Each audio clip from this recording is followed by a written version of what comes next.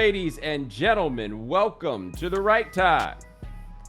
My name is Bomani Jones. Thanks for listening wherever you get your podcasts. Rate us, review us, give us 5 stars. You only give us 4 stars. I'm inclined to believe you are a hater. It is Foxworth Friday. Domonique Foxworth, what's going on, man? What's that, man? I'm just excited because you just said, I know where I'm going to start, but I'm not going to tell you. So the anticipation is building. I'm happy to be back. That week off was rough on the people and rough on me too.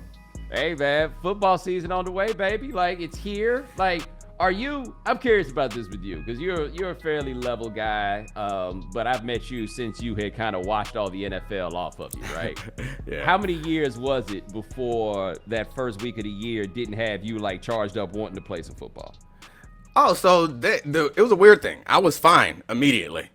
Like right after, I retired and there were still contracts on the table and I retired. So like I wanted to retire, but it was going to NFL game that changed that for me where like that was the first time where I was like, oh, maybe I would want to play. It's those minutes before a game starts and that you see all the noise, you get all excited, you hear all the thumping music. That's the only time that I'm like, man, it'd be nice to be out there. And then somebody get hit. And I'm like, real nice over here in this box, real comfy. Go grab me a hot dog right fast. Yeah, I imagine, like, I don't know if you saw this with Derek Jeter at the Hall of Fame where he got the ovation. It was like, man, I forgot what that feels like. You know, like I have no thing in my life that is at all comparable to what that is. And I don't trust nice things people say about me. So, like, I don't know necessarily, like, you know, what direction I go in. But I'll tell you a story. It's of a non-football player, but it changed the way I looked at all kinds of stuff. So when I was in college, I had participated in something, and my senior year, we were being honored at the football game. All right, we were going to be honored at halftime of the football game. And I'm sitting next to another cat. He's with me. He's going to be honored in the same thing that I'm in. And he was a band dude. But for whatever reason, he was not in the band that year. And I think he was like a sophomore in college or whatever. But I'm sitting next to him, and he's all antsy. And I'm like, dude, what's going on? And he just looked at me and said, I've never been to a football game without an instrument before. Like he had no idea what to do with himself at a game if he wasn't playing in the band. You know, like the band, you know, we black people, right? It means something different. The band was his bag. And so I could imagine for guys like, now you one of the dots. Like Domonique, we joke with Domonique about this clip of him laying on the ground trying to tackle Michael Turner. And he's like, yep, that's me on the ground. And that's you. Them dots in the crowd. You know what I'm saying? Yeah. And then you were sitting there being a dot. Yeah. Being a dot is different. And I think the point about feeling the crowd is something I didn't understand that I appreciated. Because it was part of my life, you know? Like you grow up in something, it's part of your life and it's just a thing. And then you go and step away and you're like, oh yeah, that was nice. It's like feeling that, I think that's the thing that I struggle with the most in retirement is like feeling like what I'm doing is consequential. You know, like I had to fight to convince myself that the stuff that I was doing was less consequential than it actually was, like for all this time. But now, and just about everything else that you've done after football, it doesn't feel nearly as consequential because nobody really cares that much, you know. In football, there is really no true consequence if you lose or you give up a touchdown. Like there are consequences for your life, there are consequences for the team. But you would have thought that your city just got sacked. You would have thought that there's a new ruler. Like this means that we are under a new authoritarian regime. And that felt good. Even when things didn't go badly, it felt good to go to bed and wake up and be like, man, these people depended on me. You know, like I don't know you don't think about it at the time. It feels like stress and it is stress. But when you get away from it, it's hard. I think it's a weird situation to go through. And it's probably something that you can't relate to unless you're 65. Like you go from feeling like you matter your whole life when you're 65, all of a sudden you retire and people like, we don't have one of those cultures that really reveres the elderly. So like once you old and you are no longer productive, people are like, you don't matter. Imagine going through that at 35. Yeah. And at least you were built for the transition. Like, So one thing I looked at with Tim Tebow, and I was long on the go get a job, right? Like I was very much on the, why don't you go get a job program, Yeah. especially since the jobs he was getting paid a lot of money, right? And I guess he was still doing these jobs, but still trying to play baseball, 30-something years old out here, still trying to play football. But what I had to remember about him is he's homeschooled. Yeah. And I imagine for him, and I've found from talking to former athletes and football players in particular, the biggest thing for them in terms of making the transition or moving away is the relationships, like that feeling of being part of something there. And I thought about it with Tebow. He ain't never been part of a group probably other than being on a team. And so I imagine for him when he's not on that, well, because look, homeschool, one thing about Tebow and all this stuff we talk about and everything else, I do have to say this. And if you were homeschool, you might get a little twinge out of this, but I'm right. He about as normal as one could reasonably expect. Like he homeschooled plus PK at the same time. Like he came out about as normal as one person could expect for somebody to come out. And so I look at a guy like him, it must have been rough that first time. Not only for him, he went from star football player to not football player with no steps in between.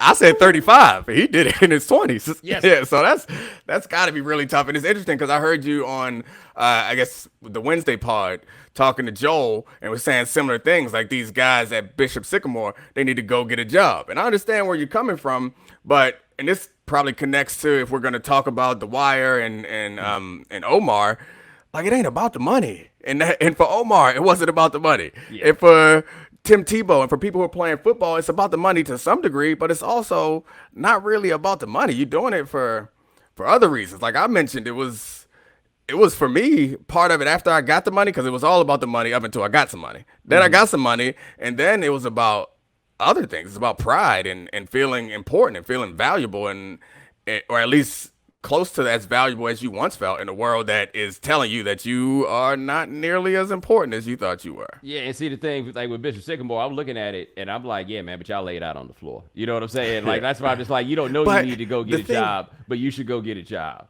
The thing that I think you don't understand, because you're a pretty rational person, like you have some emotions like all of us, but generally I think of you as a rational person. And you find yourself, and you got economics degree, which suggests that you spent a lot of time around a lot of other rational people. You don't realize how irrational everybody else is. Yes. Like you don't realize that. So like while you're telling this story about them sleeping on the floor and sharing a bathroom and how miserable it is, you know what they thinking?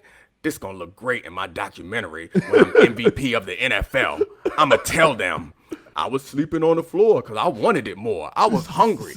And for every one person that does have that story, because there's probably countless of them in the NFL who have these sob stories about how they had to overcome so much. And even if they don't have them, they create them because that's what we sell. They're going to create a sob story for you.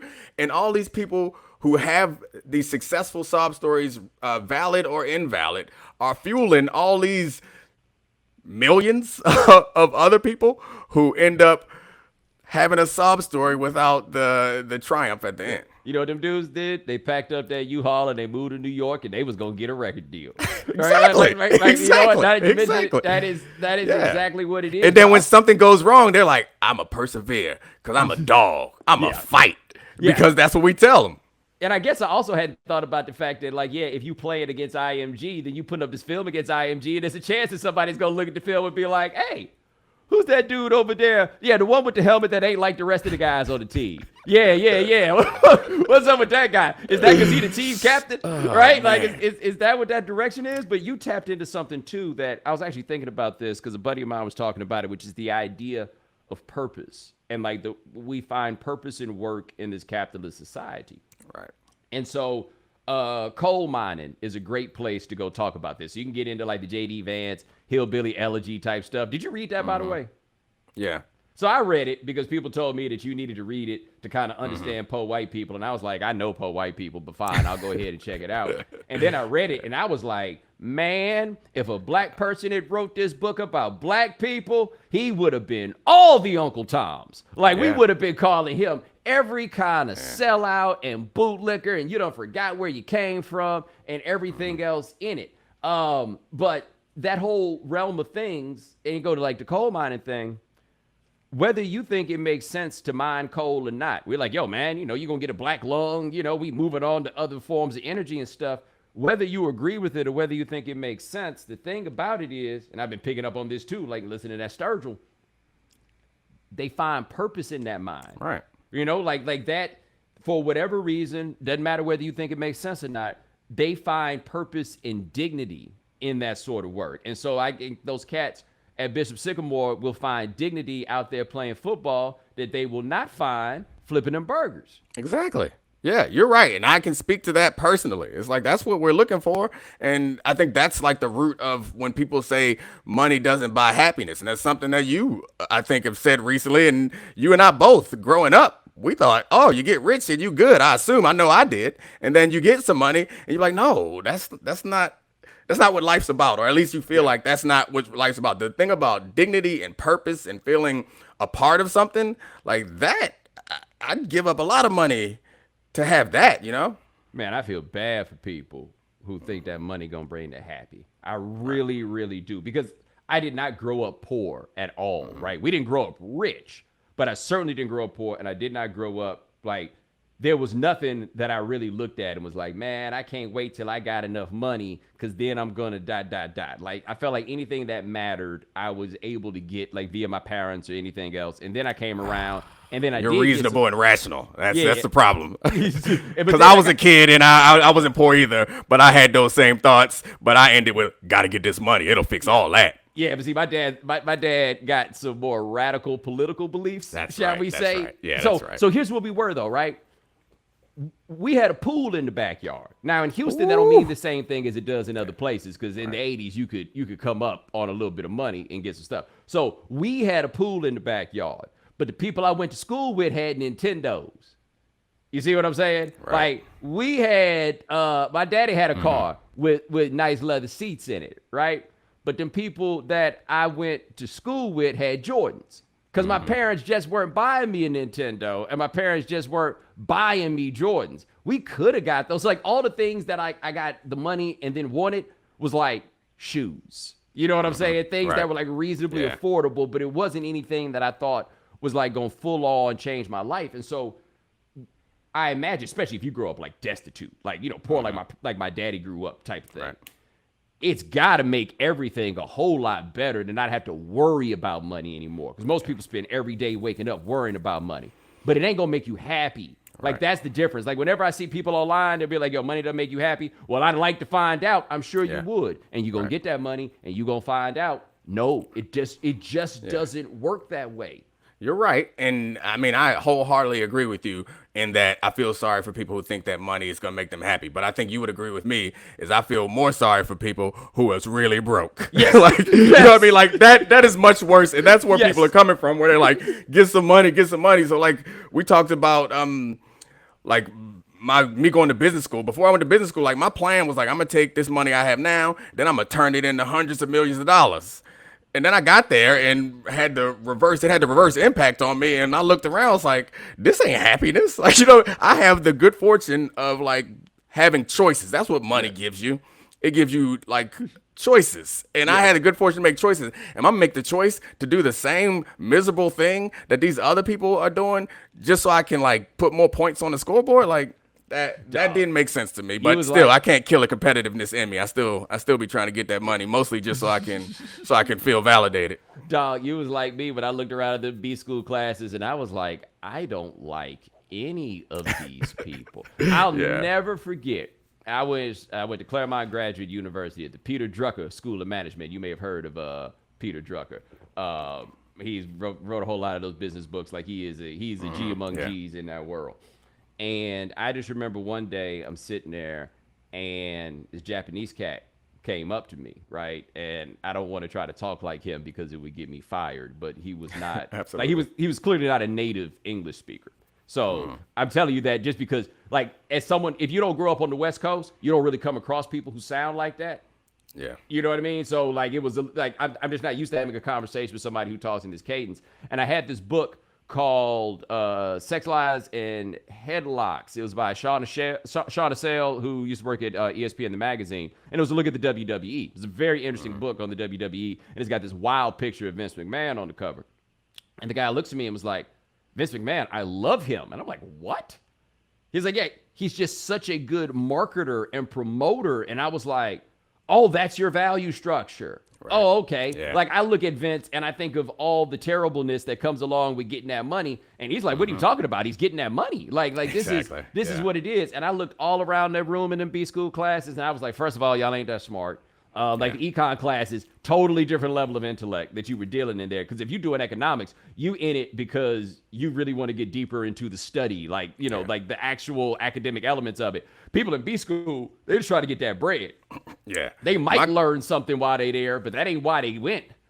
We got a big class size, so it's 900. I think it's probably the biggest business school. Like most business schools are like 150, 250 people. So like there are those type of people who are not that bright, but like got connections. Then there are the people who are incredibly intelligent. And then there's like a whole benevolent crew who's out there trying to save the world and use the things you can learn at B school. But I looked around and was like, y'all all really working real hard, and I want to be happy, or at least work hard for something that I want to work hard for. You know what I mean? Like I got like 2 people I keep in touch with from B school out of a class of 900, but I was just at a different point in my life.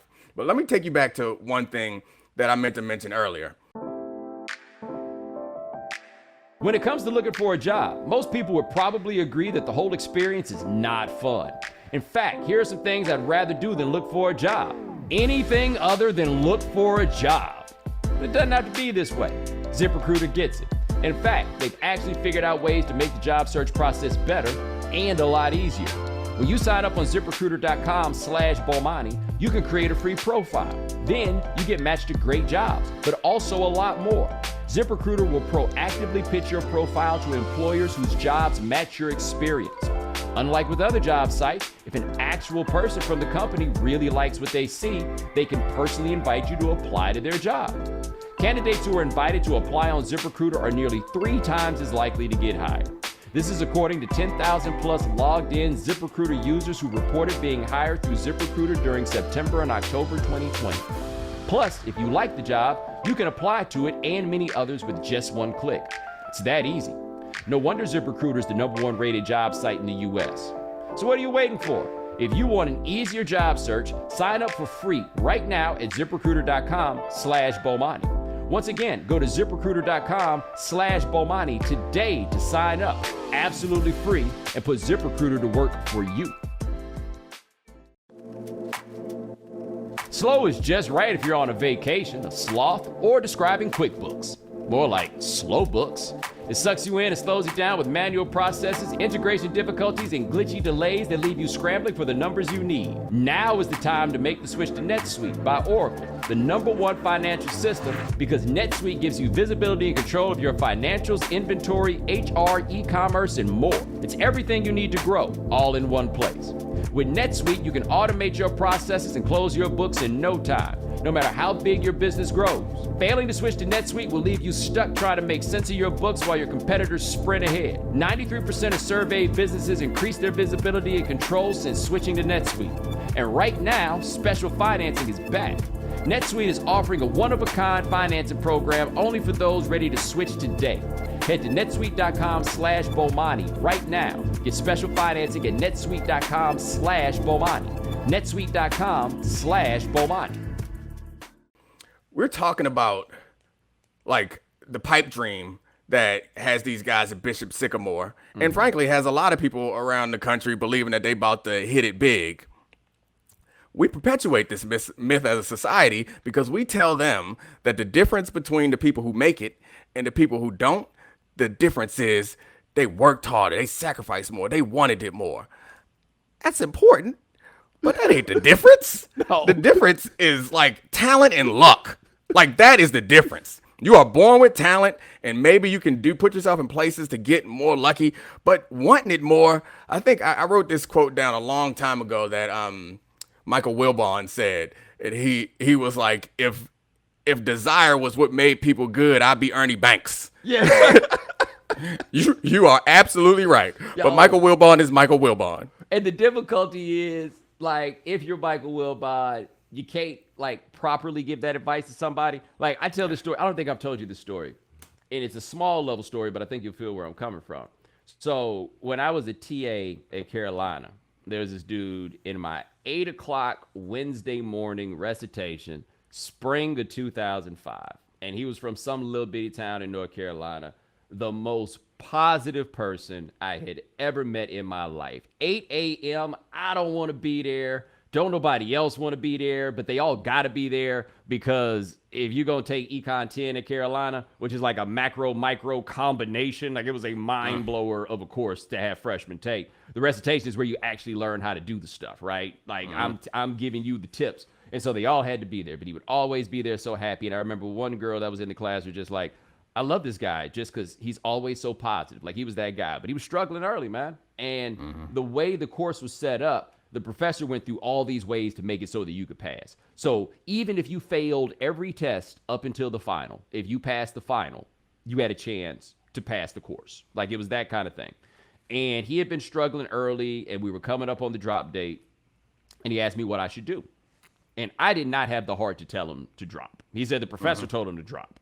And I told him, look, I do not want to be the person to tell you that you can't do this because I don't know if you can't do this. I know that you haven't done it thus far, but you need to look at yourself and you need to say, is there something else I can do? Because if there's something else that you can do, then you need to do that and make that happen. But if you look within yourself and honestly say, I've done everything I can, then you should probably let it go. He stayed in the course. He passed. He's now working as an advisor to some politician in Texas or something like that. You know, like he got his thing going. But I just remember I didn't have it in me to be like, nah, homie, you can't do it. Because but that's a class. You know what I'm saying? Yeah, like that's just different. teaching a class. So like when people look at me in this job and they be like, yo, I see you and I see somebody who kicks it like you, and it makes me think that I can do it too. And I'm like, hey, buddy, no disrespect. But that's not. I can give you some other. I can give you some other people to point to where they should inspire you and make you believe that hell anybody can do this. But I'm not. They don't mean no disrespect, but it's certainly disrespect. When people ask me like, how do I get into this business or whatever, like my normal response is like, play in the NFL for 7 years. And then I'll give them some real advice after that. But the point is like, I didn't plan to get here, and like the opportunity came to me. But the interesting thing about the story you told about the guy in econ class is even if he had dropped all the things, and I guess this is obvious, people know that all the things that he has done to get him to that point still have value elsewhere. Yes. That's the really like devastating and demoralizing thing about the dreams that little kids have that some people carry on into teenage years and adulthood, like sports and entertainment. That shit don't got no value nowhere else.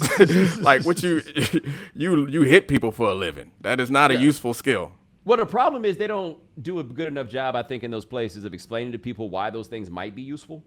You know what I mean? So like I flunked out of graduate school from that PhD program that I was doing. And I took a lot from those 2 years that I bring with me, right? Now, I remember once, this is 2006, when I was not full-time at ESPN, and I was at the National Association of Black Journalists Convention. And I was offended by the fact that I was not full-time. Like I was working like I was full-time, but I was not full-time, and nobody was talking about making me full-time. And so I decided to sell myself to this woman named Lynn Cremando. Lynn Cremando was the managing editor of ESPN.com at the time because I was writing. And I decided I was going to go in there and sell myself to her. And I don't think she was really trying to hear it because the problem with trying to sell yourself is you are the most unbiased part. I mean, the most biased party in the world. But I'll never forget what she told me. She said, I studied dance in college. I was like, oh. And she says, you know what I learned? See, I learned two things. I learned how to put on a show, and I learned how to do things in counts of 8. And so what she can do is take that rhythm, that ba, ba, ba, ba, and that's how she, like, her thoughts are segmented, and she thinks about everything that she does in those counts of 8. And so, like she said that when she got to ESPN, she realized that her great value was, like, it'd be a lot easier to read if you just turn that light on. Like it was those kinds of things. Right. And so like I look at football in different things, especially with football because there's so many moving parts, and I can see like the value. But football ain't thinking about how to prepare. They talk all that it prepares you for life. They try to prepare you for football. They ain't got time to worry about what you're doing with life. It don't. I mean, we know that all athletes put on their resume, I'm good at working in teams because I played football. it's different. Let me tell you that is very different, because when I left football to work in other teams, I realized that the way that you work on a team in football is an unacceptable way to behave on a team and anywhere else. Like the direct way that you talk to people, the expectations that it's okay to have for Yes. people. Like I had to get comfortable with people not being at meetings on time, because that's different. I had to get comfortable, or I had to figure out ways to communicate with people without being direct. And like, you have certain expectations. It's different in football. It's quite clear most of the time whose fault it is. So you get in the meeting room and they like, hey, you ain't do this. Cover three was doing that. And like, I guess you can go and be like, hey, well, coach shouldn't have called that coverage or something like that. But you have a job to do. And it's just like it's such a like intense and like high stress situation. And and the time constraints are there that you don't got time to do all these other things. So like, people say I'm comfortable, I'm a great teammate because I played sports. Nah, these teams are different outside of sports. Yeah, but I do think that, especially with football, y'all know who the quarterback is, and y'all are, like, that's one good Hierarchy. thing. Yeah, right. The one good thing that about athletes, especially in our space, is the understanding of, okay, you the one that run this. All right, got it, cool. You know, we kind of sort of go from there. The direct thing is interesting because I am decent, I think, at figuring out ways to talk to people, but sometimes the only way to do it is do it, and people have not come up into space where people are doing it, you know, and you go, and then it's just like, oh man, I hurt somebody's feelings, and I don't know how much I'm supposed to care. I need to like we need to I get mean, this thing here done. I've learned to get better at it, but it also hurts in that people aren't direct with you. And like, you've That's developed my a way, problem. you've developed a way of listening and learning that's like, I want people to be like, hey, that ain't good enough, or this, you should do this. But people are like, hey, that was great. If it ain't good enough, I know this isn't personal. And it's interesting because I learned that from playing sports. Like, you didn't even have to play sports at a high level to understand that. You messed up here, person is going to tell you, you messed up here. They're not going to be mad at you forever about. Now, if you keep messing up, they go cumulatively be mad at you, you know? Yeah. And then in youth sports, I guess they just stay mad at you all season. But Yes. if you cumulatively mess up in professional sports, yeah, you don't have to talk. They're going to tell you right off the top. And I'm sure people have seen like Hard Knocks and seen videos of coaches talking. I think Deion Sanders had one floating around recently. And he was like, you know what they do to you in the league if you don't show up on time? And one of his coaches was like, you're cut. Like, it's something that we are taught from the time you're 8. Like, if you don't perform, if you're not trustworthy, if you're not reliable, you're done. And it's reinforced at every step of the way. We see it happen to our friends all the time. And then I get out here in these big companies where it's like, do the best that you can, but we ain't gonna fire you or tell you that you stink. Yeah. No. I'd like a lot more of both. Let me tell you this. Ain't nobody never had no problem firing me when I wasn't up to snuff. They had no problem firing me when I was over snuff. In fact, where I look around and I'm like, yo, I think me and Snuff are about right here. Me and Snuff looking eye to eye, but Snuff is sticking around, and his bum over here is still here, and I gotta get out. Nah. That's not like at Hard Knocks that the dudes walk in. That's what it was in grad school. You flunk out of grad school, they tell you. So the way it went for me was, you take qualifying exams, right? Different schools do it different ways, but they get you out. The difference between econ and everything else, they weed you early. Like year 1, they start making these decisions. And so at some schools, you finish the semester in April, you take qualifying exams in June, you get your results, and then if you don't pass, you retake in August, and you don't even start year 2 if you ain't done it. Right. Carolina was different. You took the first round of quals in August, and then the second round in December, January, one of those. And so after you've taken that second round, you go to your mailbox and everybody's results are in. And you open it up. And I remember I opened that envelope up. I knew what time it was before I opened that thing up. And in retrospect, if that thing would have said I would have passed, I wouldn't have known what the hell I would have done with that stuff. I'd have been like, damn, I got to keep going? Like, I'm going to actually have to quit? Yeesh. Right? Like, I ain't had that in me. But that was the thing. It was like, at least they don't do that to the cats on Hard Knocks, where everybody just goes to the mailbox. Yeah, I mean, it's a similar thing. They send a dude around to come and grab you. I remember when I got traded, I was sitting in the meeting room. before week 1. It was the Monday, I guess, before week 1. Just before we installed the packets, somebody came down and was like, "Hey, coach, need to see you." In the middle of the meeting, just before the meeting starts, I'm in there with the defensive guys. Like, Mike, need to see you. I was like, I'm not gonna get cut. Like, obviously, I'm the nickel at this point. I'm obviously gonna be here. And cuts have already passed. Came upstairs and he was like, "Hey, we can send you to Kansas City or we can send you to Atlanta. Kansas City has a deal on the table. Atlanta is not offering you a deal. I'm gonna let you pick. They offering the same thing." It's like, all right. That. Yeah, no, I mean, I got my issues with Mike Shanahan. I ran into him at the Hall of Fame. He was good to chat with him. I got my issues with him, but he ain't had to do that, and I appreciated that. The Red Lobster.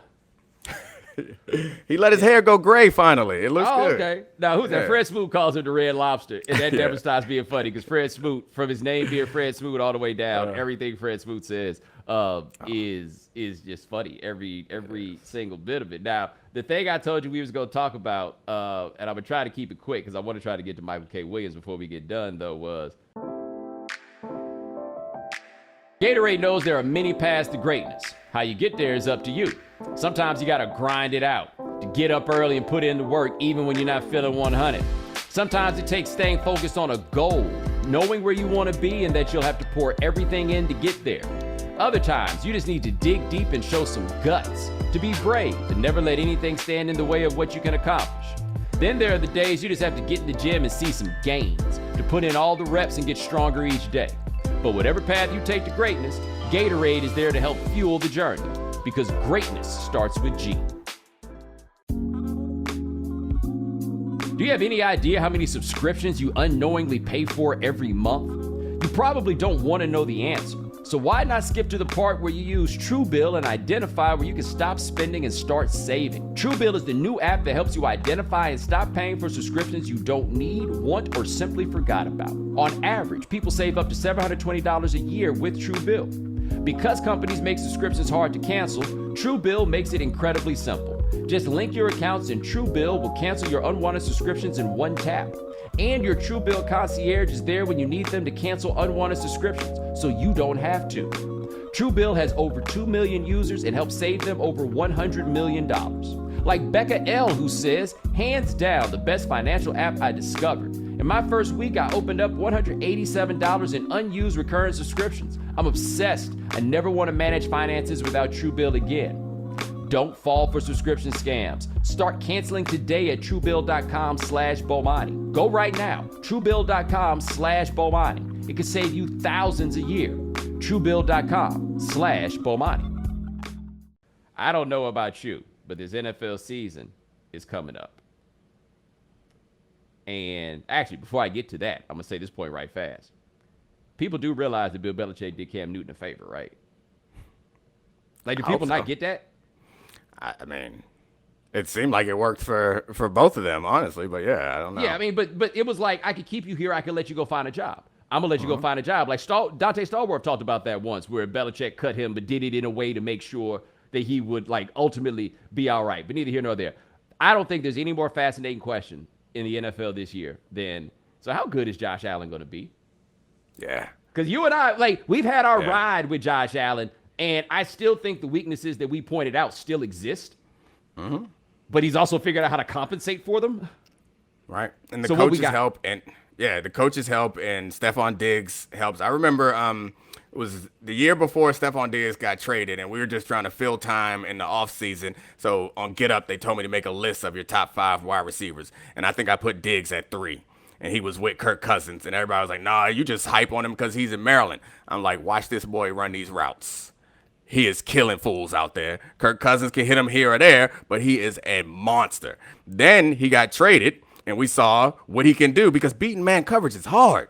And he beat man coverage, and Josh Allen was not good against man coverage. Like that, we talk about these lists, the rankings of top players throughout or coming into the season. Josh Allen may be an MVP.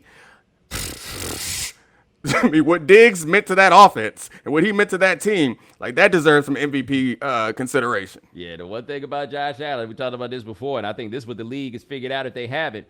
You can get him if you get pressure. Because if you get pressure on him, the panic might be there. But let me tell you what that pressure is going to have to be, or what it can't be. It can't be no number 21. Yeah. It can't be no number 33. It can't be no number 8. It can't be none of that. He's swatting them off. Like, he's not swatting them off like bugs on the windshield. He's swatting them off like rain on the windshield. Well, they changed the numbers now, so I mean, it might be different. But you're gonna have to be a big boy to bring him down. But I mean, it's interesting because I guess because he did it for an entire season. But I'm surprised that there aren't more questions about him because I remember another time people asked, the producer on Get Up asked me to predict who's going to have a Josh Allen type leap in his coming Like anybody's ever done that before. Exactly. I said nobody, because no one's ever had a Josh Allen leap in the history of life. I said nobody. Like in the history of major professional sports, nobody had that leap. So he's going into, his fifth season? Fourth. With his fourth season, where he had 2 subpar seasons. I'm sure he would agree with that. And then 1 incredible year. And no one is concerned, or no one has any questions about whether he can do it again. But I guess it's because he had it for a full year and they're bringing back just about all the important parts. GTBW. GTBW. That's what that comes down to. Yeah. That is GTB White man just got to do it one time, man. All the white man got to do, like Ryan Fitzpatrick ain't even done it one full time, and people was still out here like, hey, well, you gotta give him a chance to it up, right? Like you're obligated to allow him to burn the whole thing down just because he tricked you into optimism. You know what I'm saying? And that's the thing with Josh Allen is while you still got people out here asking questions about Lamar Jackson, somehow everybody you think they gonna figure out Lamar Jackson like you could figure out being that fast. It seems to me it'd be a lot easier if figuring is as easy as people make it out to be, that it'd be a lot easier to figure out Josh Allen than it would be to figure out Lamar Jackson. Yeah, I mean, the whole idea of figuring people out is like you can figure out how to stop a play. And then there's an answer to that normally. You can't figure out how to stop a great player. When you start talking about figuring out, you can figure out coordinators. You can't really figure out players, in my view. Is like the player has talent. The coordinator needs to figure out how to make it work. But yeah, it's kind of outrageous. And I wrote a piece that's up now, and we're recording this before the game, so hopefully Dak doesn't make me look crazy. But it's crazy how people still find ways to underappreciate and doubt Dak Prescott. And you and I were Dak doubters back in the day. But then we saw him play in that playoff game. That's all I needed, because before the playoff game, his rookie year, you and I both yep. You and I both were like, hey, we're the only people who put Romo in. Everybody's like, but they won so much with Dak. And me and you was like, no, but Romo's better. Right. And then we watched the game, and somehow, inexplicably, we left the game like, damn, Dak is real. And everybody else left the game thinking Dak is being carried. Like they didn't watch the second half of that game, and they didn't realize that the only reason why the Cowboys lost, and we're not talking about that as Dak's emergence as an all-time clutch player, is because Aaron Rodgers did something miraculous. Yeah. Now, I went that year to the Thanksgiving game against Washington, and I had seats about the 10th row in the end zone. And I saw why Dez Bryant was so frustrated with Dak Prescott. Like, yo, he's right there. Like, I don't know the order of the reads, but I feel like this dude running this post with nobody around him should be the guy that should throw the ball to, right? I ain't no scientist, but I feel like that's what it should probably be. And then as it went, he got so much better. And Dak, we really got to look back and ask ourselves how two-time first-team all-SEC quarterback who took damn Mississippi State to the Orange Bowl slipped all the way down to the 4th round. Like, I know he had a DUI, but come on, they'll let that slide. If Jameis Winston got drafted number 1, you know what I mean? Like, I was stunned that this guy, like, we're going to look back and just be like, I don't understand how this happened. Because he has been a top 5 quarterback in the league and fully capable of being face of the franchise. You forget he's really the first black quarterback in the history of the Cowboys. Like, they had Quincy Carter. I'm not going to say there's never been a black dude to start at quarterback, but he's the starting quarterback of the Dallas Cowboys. And, yeah, I don't know what that going to have to do in order to make people think. But to be fair to him, hey, man, we ain't believe in Tony Romo until ever. Yeah. Like, it never came back around. But, nah, this is going to be an interesting season in that regard. But we got about 10 minutes left. And so I wanted to talk about this as you are a native of Baltimore. and I just watched The Wire a lot. And Michael K. Williams, who played Omar, passed away on Sunday, I believe the day it was. Rest in peace to him. And I just can't think of a character like from the outside, somebody who doesn't have a relationship with that city.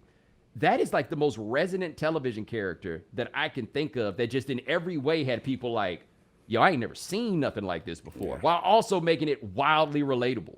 Yeah, it was incredible. And like the Baltimore thing is like, it was nice because like they'd reference lake trout over by Pimlico and stuff like that. That was cool. And they like play club music in the back every now and then. It was cool to like hear these things and be from Baltimore. But The Wire to me wasn't about Baltimore. Like it was about like America or society. It's about one of the themes that we talk about on this show a lot is like, The Wire was about failed institutions to me, you know, and the ecosystem that is born out of those failed institutions. And Omar in that, like, I don't know what he was meant to represent, but to me, he kind of represented like what was right and represented what was fair and like justice in this ecosystem that no one else could speak to. And I guess it was fitting that he ended up getting killed at the end because it like spoke to what I felt was the whole message. It's like all these institutions are failing.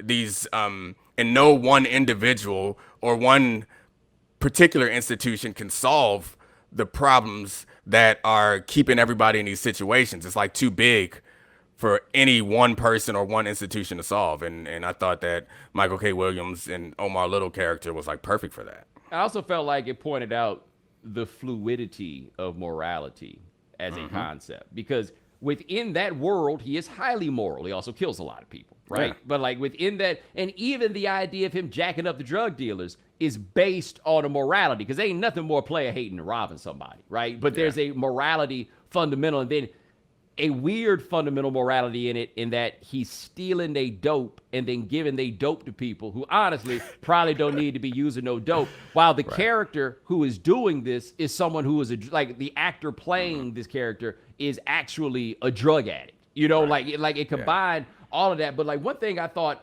that I always thought was dope about The Wire that I think was underrated is how regular these people actually are, right? Like what I think it did for a lot of white people who watch The Wire, who just don't know nobody who's ever lived a life like that. Like I didn't grow up in that neighborhood or something like that, but I know people, you know? But if you don't know nobody like that, it's hard for you to think of them as just being people who wound up like in a set of circumstances. So to me, maybe the most underrated Omar scene of all of them, everybody remembers when Omar was taking his grandmama from church on the Sunday truce, and Stringer told them cats it was okay to shoot Omar up, and they shot Omar's grandmama's crown off the top of her head, and she was coming out of church. Which, by the way, again, the fluid morality, where Avon and all those cats are just like, you disrespectful little dudes, you know, for going out here and doing this. But it's a scene after that where Omar's so mad because, they just almost shot his granny, and he's explaining how he has been lying to her for years, and he told her that he worked at a cafeteria at the airport, as if the airport has cafeterias. That he worked at a cafeteria at the airport because he knew that his grandmama would never go to the airport, so she would never know that he did not work there. And yes, this dude that's out here, the most feared man in the streets, ripping and running, robbing everybody, is just like you, lying to your granny because you don't want to disappoint her with the heathenous life that you are actually living. Right? Yeah. Like that always, that like he was just so upset because his grandmama was going to find out that he actually be out here robbing people. Yeah, I mean, he would always say like there are rules. Like they were playing a game in his mind, and the rules were set up. You don't break the rules, and there was a society. And I think the way that you justify Omar, or at least I justify Omar stealing drugs and money from drug dealers and giving some money to the women in the community that needed it, and giving drug to drug dealers, was Omar understood that the institutions had failed these people, and he understood that they had no hope, and he understood that there was no opportunity, and he understood that they were hooked on this. And like, why try to get them clean? For what? Why not give them what they need? And that's why, like, it, to me, that's what he represented in this, was like the only right way to act given these circumstances. And you see, I think your point about like people who are not like, it feels like you say white people in part because like all black people, we feel like at least 1 or 2 degrees Like you feel like you're we can't wanting to segregate ourselves agree, the same way. yeah, away from this.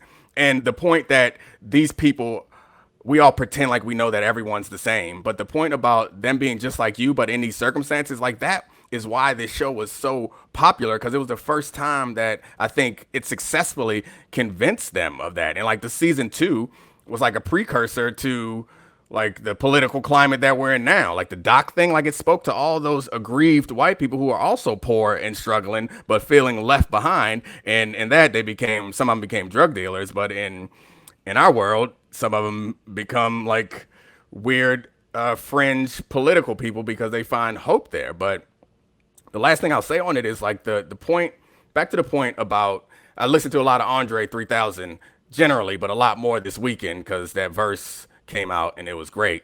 But it just made me listen to some old stuff. And I was thinking about 16's Not Enough, where Andre says, she's yelling that selling's a sin. Well, so is telling men that selling's a sin. If you don't offer new ways to win, a dolphin gonna shake his fin regardless of he gets in or out of water. Most important thing is to swim. Like that to me encapsulates why the kids become drug dealers. And I know you hate Stringer Bell, but like you put Stringer Bell in that situation. And like Michael ended up becoming the next Omar, but like you put these kids that are smart, talented in these situations, what else are they going to do but try to swim, whether you put them in or out of water? And now, since you brought up goddamn Stringer Bell, I had to. No, I know, but it like got to something that you tapped on early, and I was gonna let it go, but now I'm gonna bring it back. When you talk about that people saw these cats as being regular, and that was the first time that they could see themselves in those people, and the reason why I hate Stringer Bell so damn much is there's so many people out here that look out there and they be like, yeah, I'd be Stringer Bell if I was in that game, and you know what that would make you? You ain't shit. That's what that would make you if you were Stringer Bell. Like, they don't realize that if you identifying yourself as the person that would be that dude, then you a snake, right? Like, somehow those people think that him and his snake-like behavior somehow made him better than the rest of them cats, and that's because deep down in your soul, Mr. White Man, you are also a snake. And I say Mr. White Man because it was staged by and large being white people. Like, well, he wanted to be bigger than a drug dealer. Yeah, he was trying to turn this into a business, as though there's some morality in business. Right? No, the only difference is they don't shoot you when you make a mistake. But, but there ain't no morality in this. Yeah. And so they somehow think that just because this dude out here wearing sweaters, that he's somehow better than somebody else. You're right. So you don't hate Stringer. You hate the people who latch on to Stringer. I hate them all. So like, I mean, that ties into some of my football takes that get people upset. It's like, I don't have any problems with the player. It's some of the players that latch on to it. But Omar is the one that kills Stringer, and Omar had this part in the courtroom that speaks to what you were saying. It was outstanding, where he's on the stand and he's snitching essentially, and the attorney asks him, or kind of judges him for robbing drug dealers. And then he turns it back around on him. It's like, you ain't no different. You the same as me. You just got a briefcase and I got a shotgun. You got the briefcase. I got a shotgun. Right. Right. Exactly. You watch this show plenty of times like me. But I mean, the point there is, you're right. If we're watching that show, Stringer Bell is not the person who I identify with, or the person who I look up to or root for. People who look up to and root for Stringer Bell have a misunderstanding of morality. Oh, I want to be clear. I hate Stringer Bell, just to be explicit. He tried to kill all the characters that I like. He tried to send my man Avon to jail. I ain't the biggest D'Angelo Barksdale fan in the world, but he was scheming on his girl from day one, then had him killed in the joint so he could keep sleeping with his girl, and then tried to act like he was doing it for the operation, as if when you kill your girl's baby daddy, anything else matters. That's the only thing that matters. This buster out here kicking it like that, and people be out here, oh man, he was my favorite character on the show. I can't trust you. That's all I know when you tell me that right there. You tell me Omar's your favorite character in the show, you probably stand for something, or who knows, you just wear soft pajamas. You know what I'm saying? And ain't no shade in that, ain't no problem with that. You know, you like to feel tender when you go to bed. That's cool, I understand where it come from. But Stringer Bell, I'm telling you, man, had me out here like, I need to look up apartheid, because maybe it's not as bad as I thought it was. if apartheid was holding Stringer Bell down in that movie. You ever seen Stringer Mandela? Like, you go watch Stringer Mandela, and I look at Stringer Mandela as a movie, and I'm just like, Nelson Mandela, this dude don't look nothing like Nelson Mandela. He ain't got nothing in common with Nelson Mandela. Y'all just wanted to make Nelson Mandela somebody that the women found to be sexy. So you let this snake slide on his belly and come out here and pretend to be Nelson Mandela and turn your whole movie into Stringer Mandela instead of Nelson Mandela. Don't he rap too? He makes beats. He He tries to got rap. beats. He used to sell weed. Like he been all over the place. Yeah, I'm not a Stringer Bell fan. I'm not gonna hold it against Idris in the way that you I do. wish I but would have certainly- shot him myself. I love all the movies where Stringer Bell dies. I loved it in American Gangster where he got shot right on the street in front of everybody. That should have been a lesson to kids out here. Don't be a snake. Like, everything about him, I just feel like we need to tell people, stop being snakes. Yeah, because he got on a sweater and he was trying to go clean, everybody. And he was willing to, that's the worst part, is like he was willing to step on people, betray people, cut people off to go to get to a place where he was separated. Like, that's crabs in a barrel. That's the... Yeah, didn't bring nobody with him, and guess what? That's nobody. why the white man got you. I ain't never rooted for a crooked white man in my life like I rooted for them when they was Clay Davis. That's how you teach these cats. You know what I'm saying? That's what you do. Throw that crab back in that barrel. He ain't getting out neither. He ain't getting out neither. Omar put that shot. Well, get it over with. Don't mind if I do. Bang. Put that. Boom. That's what. That was. Good dude. catch. You catching yourself right now. I'm impressed. Woo, This woo. is emotional, but you're still catching them words as they're coming up. But to Michael K. Williams, because this ain't about the snakes right now. This is about the G. My bad. Oh, yeah, no, it's my fault. It just happens. Another one, because we're coming close on time. Did you watch Boardwalk Empire?